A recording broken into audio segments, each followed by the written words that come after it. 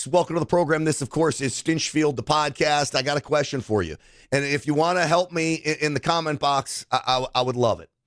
What is the woke right? I hadn't heard this term until 2 days ago.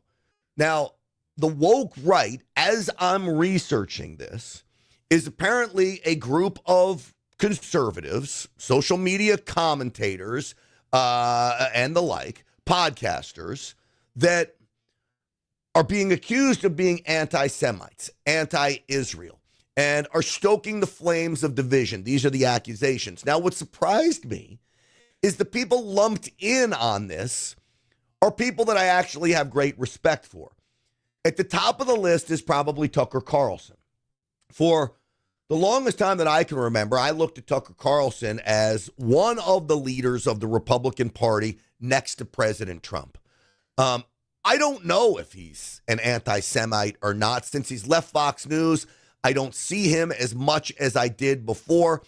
I try not to listen to other podcasts. This is a secret of mine. I don't want to ever be accused of stealing somebody else's ideas. So I typically don't listen to a lot of other podcasters. I will watch Fox News at times. I will watch some of the evening shows, and I will watch some of the Newsmax shows as well, and my fellow commentators on Real America's Voice. But as far as the podcasts go, I don't watch a lot of it. I don't listen to talk radio. And you know I do morning drive radio in L.A. So I don't know if Tucker Carlson has gone down this road. I'll play some clips. Candace Owens is another one. Apparently Candace Owens is being accused of hating the Jews. Joe Rogan is being accused of bringing some people on that giving them a platform that may also be looked at as anti-Semitic. Now, Joe Rogan, to me, I'd be shocked if he was an anti-Semite. I believe Joe Rogan is curious, and I believe he's more curious than any other commentator out there from what I've seen of him, is he's asking questions. He lets people speak. He draws it out of them and then lets you make your own decision. And, of course, he puts in his own thoughts as he's learning. And I think Joe Rogan is still growing as a conservative.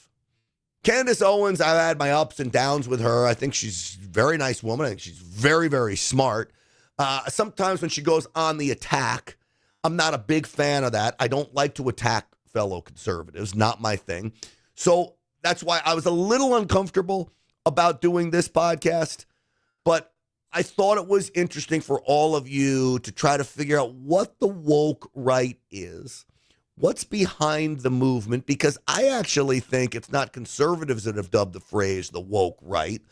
I believe it's people that want to capitalize on the division within the conservative party, within Republican Party, whatever you want to call it.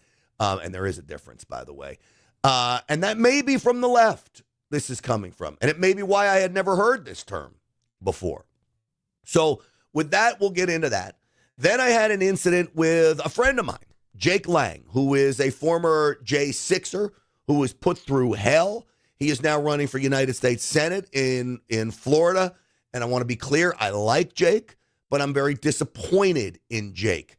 I don't think you should attack the father of a murder victim, no matter what victim that is, okay? We'll get into this story here in a little bit. I had to cut him off of the Real America's Voice show because I thought he was being very disrespectful, and I didn't want that to happen. I don't like attacking everyday folks. You can attack politicians and public figures, but everyday folks, I don't like attacking because they didn't ask to be in this game, and I think Austin Metcalf's father gets thrown into that as well. So with that, we'll talk about some of these things today on the podcast, and I'm excited to have you all along with me. But before we get into all of that, you know what I always tell you about? My friends over at Colonial Metals Group. Here's the website, freegoldguide.com. Folks, the stock market is up. It is down. There is a lot of uncertainty in the world right now. This is where gold comes in and has stood the test of time as a portfolio hedge against all of this uncertainty, against all of the unknowns. Where will interest rates go? What will happen with inflation? What's going to happen with the tariffs? What's going to happen with the tax cuts? All of this pushes me to say, you know what? You ought to have some of your money in gold. How much is right for you? You need to talk to the folks at Colonial Metals about that, and they've got great professionals to talk to you on this. freegoldguide.com/grant. freegoldguide.com/grant.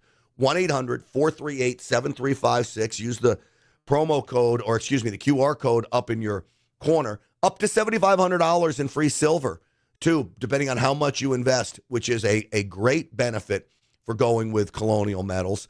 And the other side of this is China and all the big banks are buying gold. Go where the smart money is. That's what they always say. freegoldguide.com/Grant. Pay them a visit. All right, let's get the show started, folks. Should we? Uncensored and unapologetic. This is Stinchfield. Here's your host, Grant Stinchfield. All right, folks, welcome to the program. Stinchfield's Army rolls today. It is great to have you on the show. Great to have you with me on the show today. I want to talk first about the woke right.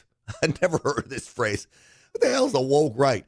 Well, apparently the woke right are conservatives who are taking leftist, basically pro-Islamic talking points, using them as their own, trying to stoke emotion. This is what the left does so well, to push an anti-Israel, anti-Jew narrative. Now, there are also hints that the woke right moves down a road of, call it white nationalism, stoke the flames of racial division, that there is black on white hatred and crime going on, just as the left says, you know what, it's white on black hatred and crime going on. They capitalize on these divisional issues, exploit them, I believe, actually, for clicks and money. But the question is the woke right real? Or has this been around since the beginning of time and we've now just given it a name? The one thing that I've always been proud of as a conservative is that conservatives have different viewpoints on a lot of things. There's a lot of conservatives, typically establishment conservatives, that want to support everything about Ukraine. I do not. I want out of this war. It's not our war. I back up what Marco Rubio said, that if we're not going to have peace, this is not our war. I've been saying that from the very start. There's disagreements among conservatives about that. I can argue those disagreements. I'm a big believer in the fair tax, a national sales tax, and doing away with income tax. We could do a whole podcast on that. But there are many of my friends who want a flat tax, and there are some differences between what a fair tax and a flat tax are and those kinds of things. These are all arguments we can have. How much support should we give Israel? There are differences that we have amongst conservatives. Now, what I don't like is when there are those on one side or the other that completely put down the other, quote, conservative opinion and call them for somehow being, calling them names, saying they're dumb, saying they're not with us, calling us anti-American, anti-America first, whatever it may be. Now, with that said, I certainly am engaged in this when I talk about the ultra establishment, deep state bureaucrats who may align themselves as Republicans. I will call them all kinds of names. But these other folks in the middle here that I disagree with, that call themselves conservatives, and we have different issues, have at it. This is what makes this country so great, is that we can have these kinds of disagreements. So at the top of the list, you've got Candace, Owens, you've got Tucker Carlson, and you've got Joe Rogan, who are accused with this idea that they are anti-Semitic. Now, I don't know if they are or not. Candace Owens does come off in some respects this way. Here's a clip. Like, it's because this is not helpful to Jews in America. It's for Israel. Like, it feels like Netanyahu is running the White House and Trump's just signing and doing whatever they say, right? It feels like Netanyahu should be sitting in the Oval Office. Now, I don't have problems with that comment. I disagree with her comment. I don't think that is anti-Semitic. Where I pulled that from, she was accused of being just that. Look, we can have disagreements about where President Trump should align himself with. I actually am proud of President Trump and his alignment with Israel. I had comments in the Rumble chat that says, call out the Jews. I will not call out the Jews. I am a big believer as Israel, the Jewish faith in the Middle East is so vital in keeping this world a safe place. And I will Now, I will call out the Muslim faith. I think it is a violent religion. Not everyone that's Muslim is violent. Let me make that clear. But I do believe that religion preaches violence to get what they want.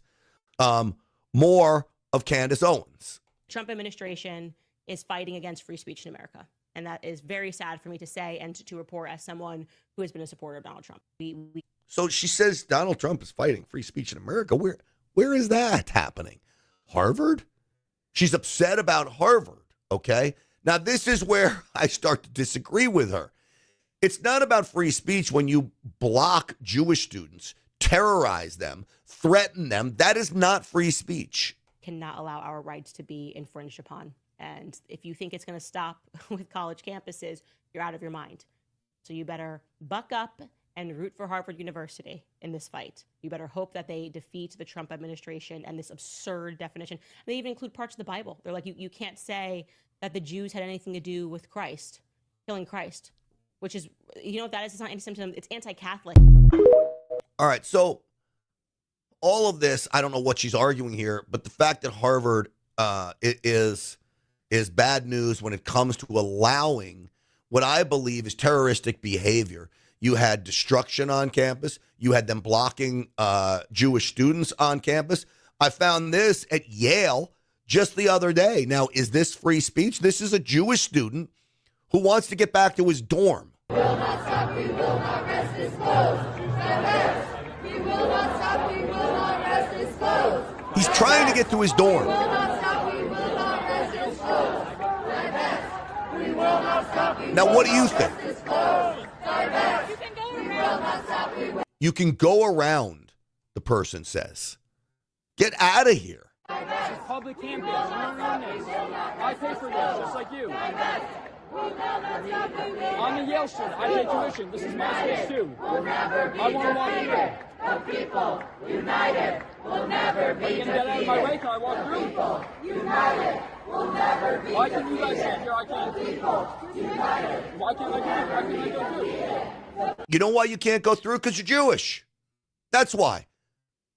These pro-Hamas lunatics blocking the way of a Jewish man. If one of their Muslim friends that wants to support Hamas comes walking through, I'm sure they'll gladly part the sea and let them walk to their dorm.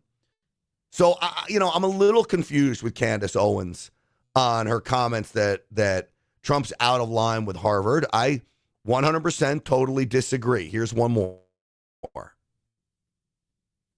Well, that is not one more. That's a picture. Okay. Here is one more from Tucker Carlson. Now, is this anti-Semitic? This is him on with Piers Morgan saying that Winston Churchill defeating the Nazis was not a big deal. Now, there is this push that now Winston Churchill was somehow a bad guy or wasn't as great as everybody says he was. Now, in my mind, Churchill was largely responsible for defeating the Nazis. Churchill, I think, was a great military mind. Tucker Carlson doesn't think so. About it. So people want to tell me Churchill's an incredible guy. Really? Well, why didn't he save Western civilization? He didn't even save Poland. He did. What did he? He did save Western How? civilization. How? He defeated the Nazis.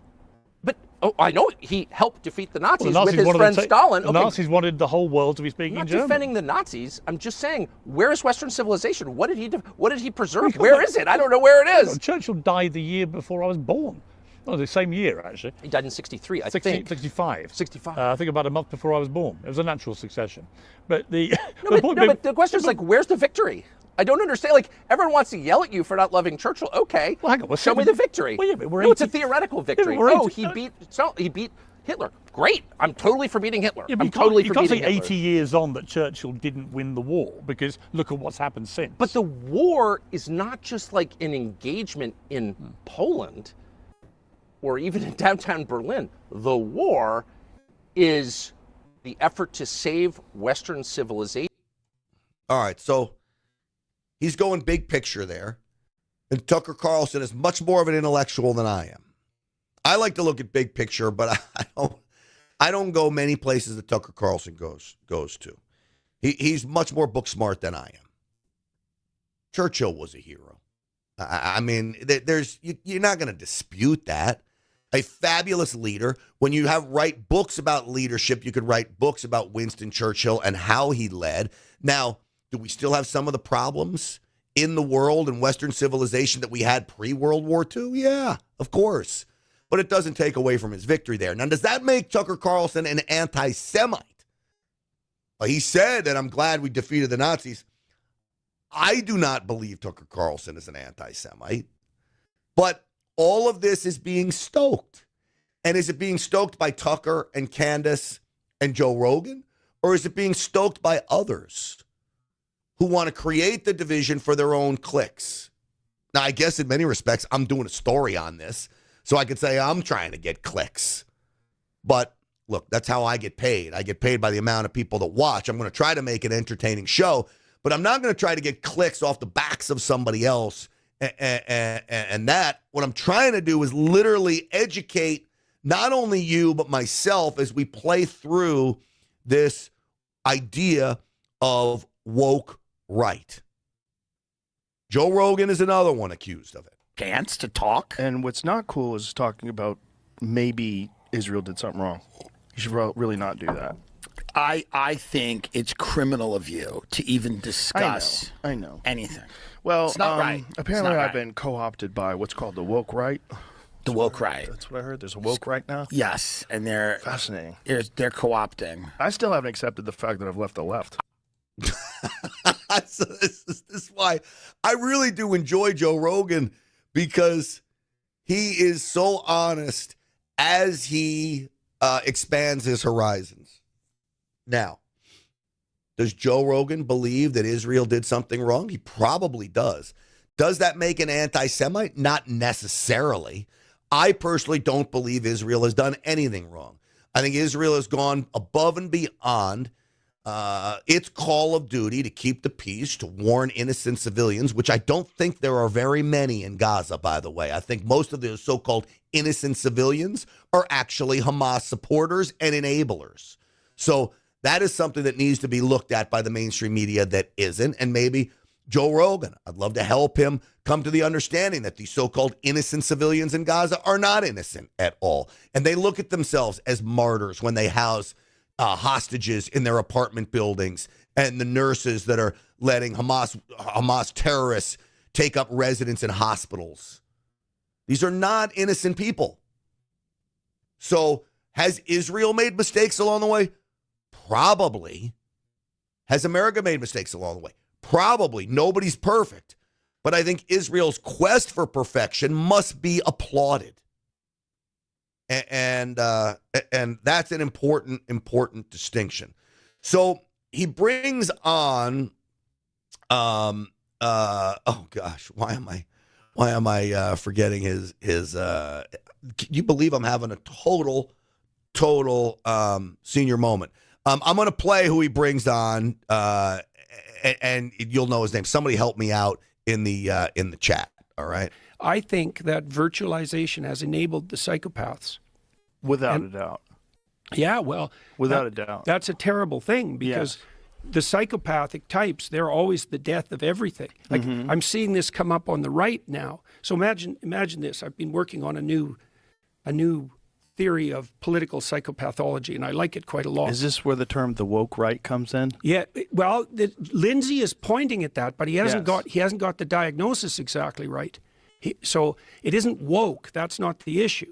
It's not exactly. I think one what level. they're talking about is like similar types of behavior. He is talking about that. Yeah, no. But What it's he's just, woke just lets you clarify in your head. Oh, it's like that. Yeah, but the problem is it's like Antifa. Yeah, absolutely. But the problem is that argument is predicated on the claim that the ideas are the problem, like the woke ideas. So this is Jordan Peterson. I don't know how I forgot his name. Man, oh man, you turn 56 years old and all of a sudden you start forgetting names. Truth is, I've been forgetting names for a long time. Jordan Peterson. For example, on the right or the left, but that's not the problem. The problem is that 4 to 5% of the population, something like that, is cluster B, that's the DSM-5 terms, histrionic, narcissistic, antisocial, psychopathic, or they have dark tetrad traits. They're Machiavellian, they're sadistic. That's about 4%. Okay, so the question is, how do these people maneuver? And the answer is they go to where the power is, and they adopt those ideas and they put themselves even on the forefront of that. Right. But the ideas are completely irrelevant. Right. All they're doing is they're the Pharisees. They're the modern version of the Pharisees. They're the people who use God's name in vain, right? As they proclaim moral virtue. Yes. Doesn't matter whether it's right or left or Christian or Jewish or Islam. They invade the idea space and then they use those ideas as false weapons to advance their narcissistic advantage. Yes. And so then you have the problem, and the right's going to face this more and more particularly, because the left had to face it when they were in powers. Yes. How do you identify the psychopathic parasites, 4% of the population, who are clothed in your clothing and waving your flags, but who are only in it for narcissistic benefit? What's interesting is I saw a post calling Jordan Peterson a narcissist. I'll play it for you just because it's fun. Sometimes I get uncomfortable with these ultra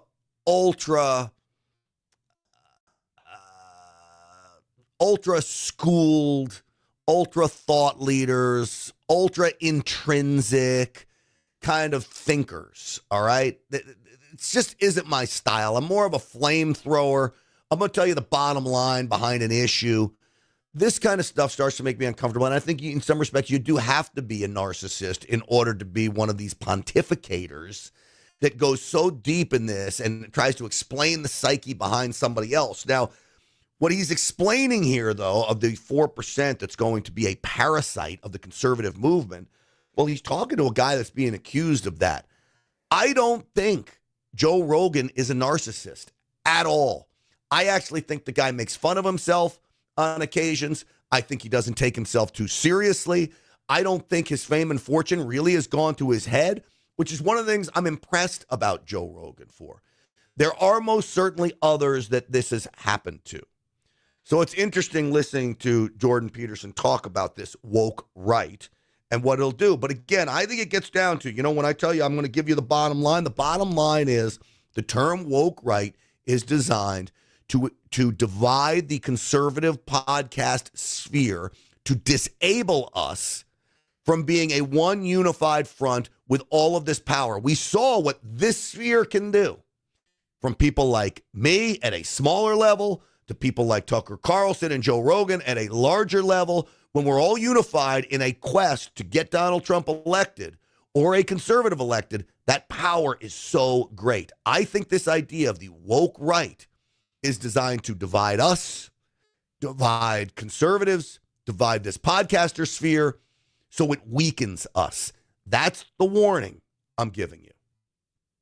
And I'll show you more proof of this in just a moment. But I want to tell you about my friends over at EnergizedHealth.com. All right, EnergizedHealth.com helped me lose 15 pounds in 2 weeks. My testosterone also went up. My cholesterol levels went down.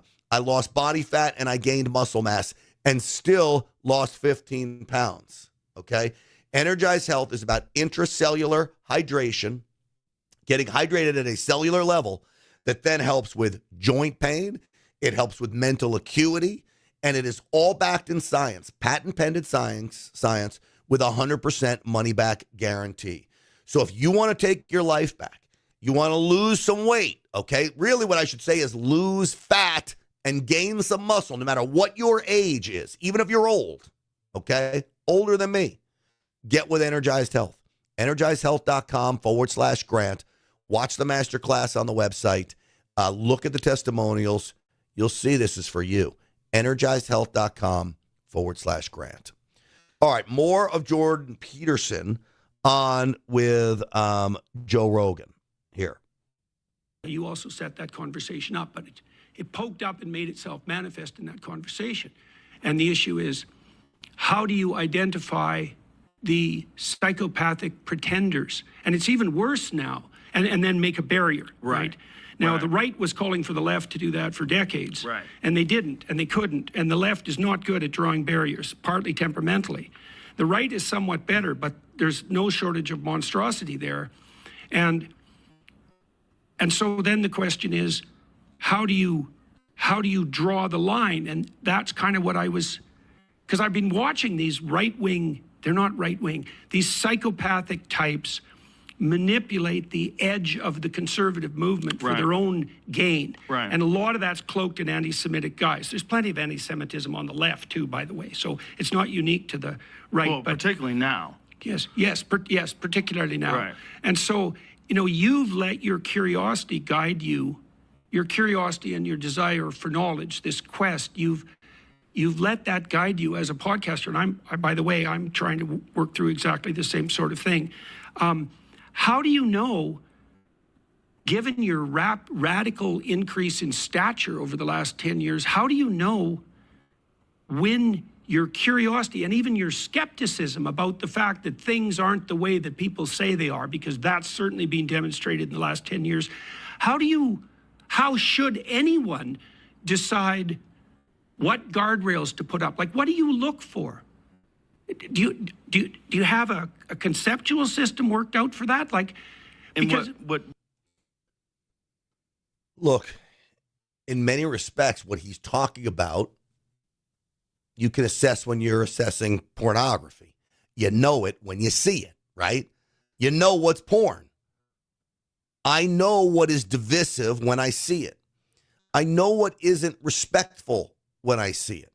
I know what's anti-Semitic and racist when I see it. And I don't want to engage in any of those things. Now, discussions about whether or not you support Israel can certainly happen without being anti-Semitic. But what he's talking about here is interesting, because you've got this well-known influencer who's calling out Jordan Peterson for the narcissistic behavior that Jordan Peterson is calling out. Accusing your political opponents of being mentally ill is a Soviet tactic right out of the playbook, but let's see how Jordan Peterson holds up under his own standards. In 2016 or 2017, he decided he wanted to build a brand, so he declared that he was going to be arrested if he used the wrong pronouns. That's objectively a lie. He was never under any risk of arrest. Look it up. It's a lie. A number of people, including Stefan Molyneux, Sargon of Akkad, build him up. I did the same thing. He becomes big, and then he signs with a Hollywood agency, creative arts agency. Apparently, it's moral to work with the same talent firm that was helping Harvey Weinstein in the casting couch. Okay, great, very, very moral guy. He had suggested that Justice Kavanaugh should resign from the Supreme Court because that would be a moral victory, and it would show the left that you won somehow when you're falsely accused of heinous crimes. You should win confirmation and then resign for the moral victory. He became addicted to pills, but no, he didn't become addicted to pills. He was iatrogenic. It was caused by his doctors because Jordan didn't know that benzos were habit-forming and addicting, although every psychologist knows that. I know that. So that's strange. But he couldn't be a regular addict, even though addiction can get any of us. No, he's special. His was something else. And that's that. Custom suits, wears makeup, obsessed with his image. I mean, you want to talk about a vain peacock, that would be Jordan Peterson. But he's not a narcissist. Everybody else is mentally ill. Not him, of course. He weeps, he cries, he can't control his emotions at all. He took the COVID vaccine and encouraged others to do so. He told the truckers to go home. And lately he has partnered with the ADL front group to try to censor people who are claiming that Christ is king. And of course, the same front group he works with, we looked into it and found it, had tried to censor COVID-19 vaccine critics. All right, so this guy lays out the case against Jordan Peterson, which, look, when you're in the public eye, you're going to get everybody coming at you from all directions, which is happening to me. I know you want me to talk about this Jake Lange incident last night on the Real America's Voice show, and I'm happy to do that because I fear that Jake Lange may be lumped into the woke right, maybe at no fault of his own, but some of his statements appear to me to be falling down a line of white nationalism and flat out racism. And I don't want Jake to do that because I like Jake. I've been interviewing him since he went into prison for the last 4 years. I've known him. I've fought for his freedom. I want Jake to have success. He's running for Senate right now. I don't think he's ready to be a United States Senator, not from his actions regarding the father of Metcalf. But Baladon in the Rumble chat writes, laugh out loud. Okay, so he calls out somebody for being mean to the victim's father. This is me, I assume Baladon is talking about. but ignores the treatment of the same father experienced firsthand from the murderers when he tried to forgive his son. Ignored it. I'd like you to go back to my social media. Stinchfield 1776. I did the first story out of my show on Real America's Voice when it happened that day was literally blasting the murderer's family, blasting them for what they did to Austin Metcalf's father. 100%. So that I didn't call them out, you aren't watching. And I think we did it on this podcast as well. Just go back a few episodes. We did it on this podcast. In fact, I'm certain of it. So with that, folks, let me play for you. I guess we'll start with what caused this incident with Jake Lange on the Real America's Voice show. This was Jake at an event that he was holding where Austin Metcalf was murdered. For those of you that don't know, and I'm sure you don't, Austin Metcalf, a 17-year-old white kid, stabbed to death at a track meet in Frisco, Texas, just up the road from me here, by a black 17-year-old who was sitting underneath the wrong tent, the wrong side of the stands. Austin Metcalf tells him to leave, as any high schooler would do. Whether he put hands on him or not, doesn't matter. Carmelo Anthony decides that he's being threatened, claims self-defense, and stabs Austin Metcalf in the heart. In my humble opinion, there is no excuse for that. I believe, and listen to me very carefully here for all of you out there who want to criticize me, this is a culture of violence that needs to end. This is a culture of violence specifically in the black community, glorified by the rap game and the entertainment industry, that for a young black teen, the first thing they do is resort to violence. And the proof is black on black crime. Okay? Now, I believe that Carmelo Anthony would have stabbed a black kid if he did the same thing. I do. I don't think this story is about race. I think it's about violence inside the black community and how it's glorified as a first resort, not a last resort. Now, you can disagree with me or not. Normally, I'd be called a racist for saying that. But apparently, I'm to those that are mad at me for saying this is, I'm not a racist. So let me play for you what happened with Jake when he was on the phone with the father. Be on the bus with him, delivering the message he is. But at the end of the day, I've given your message. Do you want to see if my message to Jeff Metcalf? Hold on. So, Jeff, go ahead. Go ahead, Jake. Hey, Jeff, it's Jake Lange here. Jeff, first of all, my entire heart rests in your hands. I would be in my position, not even as somebody that knew your son, but somebody that shares the same understanding. I grew up as a 17-year-old young white man too, and I grew up in fear of my life around black people because they were killing and robbing people around me all the time. And I don't understand, as I was a father, you could sit idly by and not condemn the culture that killed your son. There is an epidemic problem in this country, and your voice could be one of the loudest voices in this country, but you've chosen to recoil out of fear and continue the suppression. Why will you not stand with me and with the rest of the people? We're not calling for racial divide. We're not calling for hatred. We're saying 350,000 attacks on white people by black people a year in this country is wrong. Why can't you stand that and say with that? Maybe you can. Would you be willing to stand by me in a press conference or in an individual interview and talk about this issue that is larger than Austin at this point? God rest a beautiful young man's soul that would have been one of our strongest voices if he was still alive today. Are you done? Yes, I am, sir.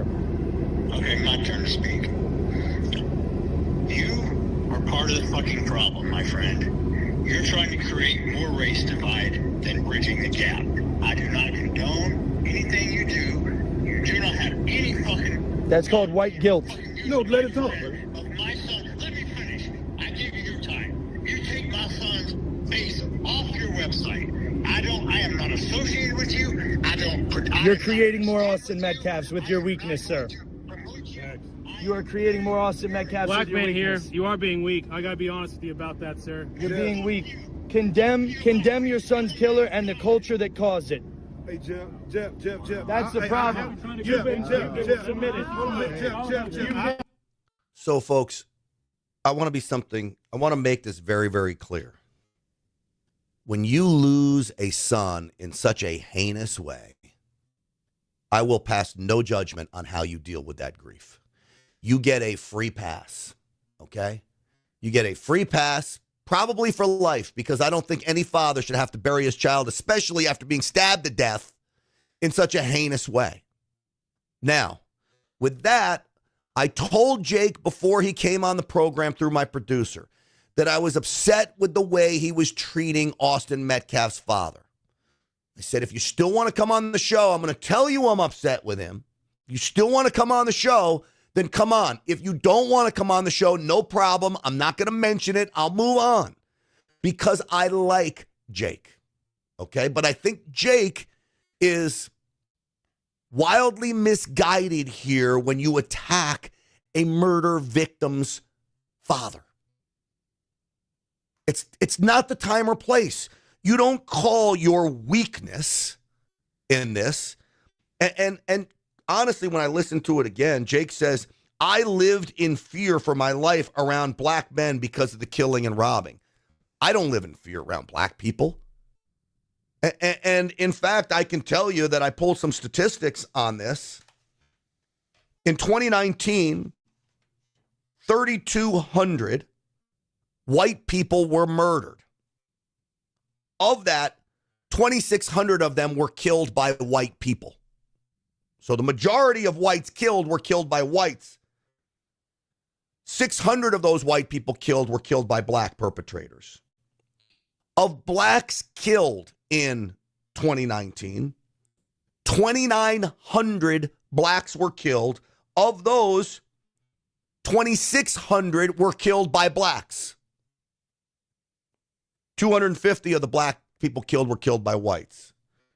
What I want you to see here is that typically white people are killing white people, black people are killing black people, but I would argue that because of the numbers in America, black on black crime is the epidemic in America, and the media doesn't want to talk about it. Now, apparently I'm a leftist rolling over to the left because I'm saying black on black crime is an epidemic, and I'm not that concerned about black on white crime.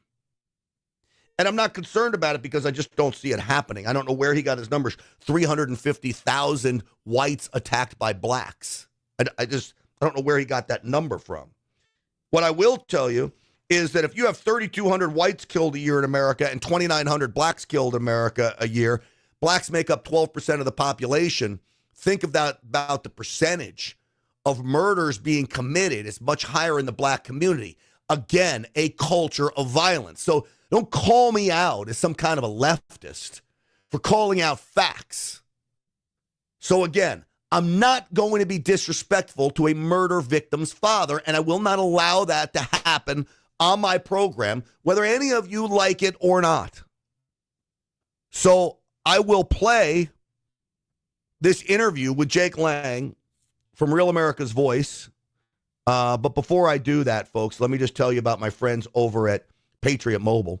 972-PATRIOT is where I want you to call. 972-PATRIOT. Get yourself a Patriot Mobile phone like this one.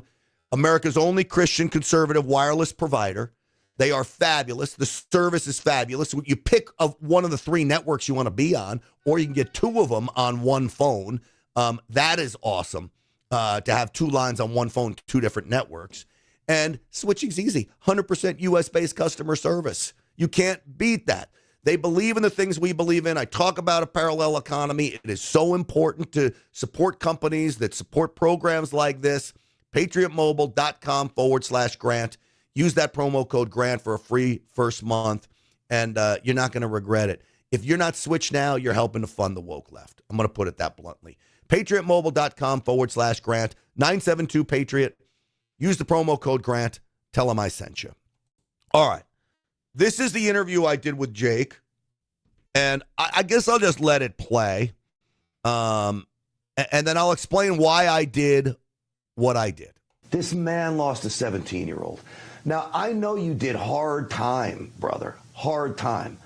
I think it may have hardened you This man lost his son. You don't get to dictate how he should respond, what he should do, where he should be. Now, I agree with you, but I actually take a little different. I think black on black crime is the epidemic, not black on white crime. Mostly it's black on black crime. And I think this kid, Carmelo Anthony, would have killed a black kid because he would have resulted to violence right off the bat because that's how they're trained. But you can't call this poor man names. My Lord, he's putting his son in the ground, Jake. No, Grant. What needs to happen is a condemnation of the culture that killed his son. He is there groveling at the feet, licking the boots of the people that are making money off his son, that they're selling Carmelo Anthony T-shirts. They kicked him out. They kicked him out. I can't. Grant, you just said you'd let me speak, brother, and you know I have so much respect for you. I will let you speak, but you cannot. 8-second soundbite, and again, I can't even finish my statement. Jake. You cannot tell me that Austin Metcalf's father is licking the boots of whatever. Yes, he you cannot is. say that on here. He is there. I'm going to ask you. I'm going to ask you to at least be respectful. I am with you on the culture of violence. I'm with you here. I want that eradicated. I'm going to ask you now to please refrain from criticizing Austin Metcalf's father, okay? And then you can talk. I cannot, because I serve a God higher than social media clicks or ratings, Grant. Well, and Jake, unfortunately, his then actions of weakness are causing more Austin Metcalfs every day. So here's the deal. Until he's I am famous for a line. I'm famous for a line that says "cut him off now." Probably got me ousted from Newsmax. But I'm sorry, Jake. And I do, buddy, what you went through is an absolute travesty. Nobody should have to go through that. But I didn't think it would go like this. And I gave Austin the heads up. I said I was going to be upset with him about this. And he's still doubling down on going after Austin Metcalf. I don't care if Austin Metcalf's father supports Joe Biden and Kamala Harris and Elizabeth Warren and wants to join Black Lives Matter hand in hand. He's not going to get criticized from me because the man gets a free pass. He lost his son. Now, the culture of violence is out of control in this country. And black on black crime is, So why is it that there are those that said, oh, I was rude? I saw those comments. Now, I think many of them are trolls, and they may be Jake plants. I actually texted with Jake back and forth after this. He's very upset with me not letting him speak.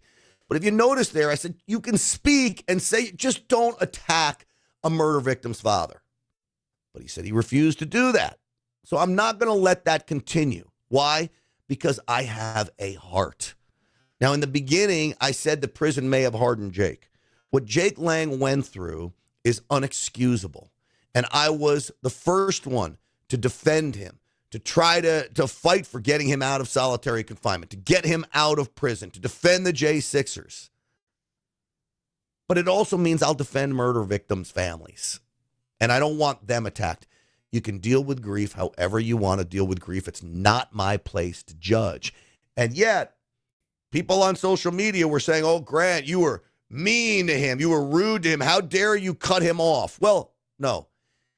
The show was called Stinchfield. There are certain rules you have to abide by. Being disrespectful to a murder victim's father is one of those rules.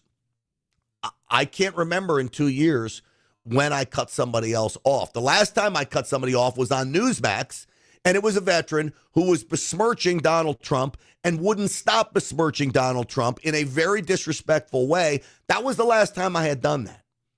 And quite frankly, I learned a little bit of a lesson from that, was to be nicer about it. And to Jake, I was trying to be respectful about it. And if he's running for a United States Senate in Florida, which he is, he's going to have to change his ways. I texted him, I'm disappointed with you on this, okay? You don't need to attack. That. You know how the left is making this Abrego Garcia their poster boy? Just as they make Abrego Garcia their poster boy, Jake shouldn't make the murder victim's father a villain. That's the wrong guy to pick. Now, you want to pick Carmelo Anthony? Have at it. You want to pick the culture of black violence in America? Have at it. But you don't go after a guy who just lost his son. You really don't. Now, Bareen Jane I don't know. Am I saying that right? I don't know. Agree, Grant, but I would be fearful of blacks in some cities like D.C. and Detroit, but then black people are fearful there too. That's a good point, Gene. And the point is black people are afraid of those same people. I think this is a culture driven by lack of financial means, that it's a poor person problem, this result of violence. I think you go to a trailer park in East Texas where they're making, crystal meth, and I think you're going to see the same type of violence in those poor white communities that you see in poor black communities. But there is a problem with fatherless households, no role models, the lack of religion in America, the war on religion in America.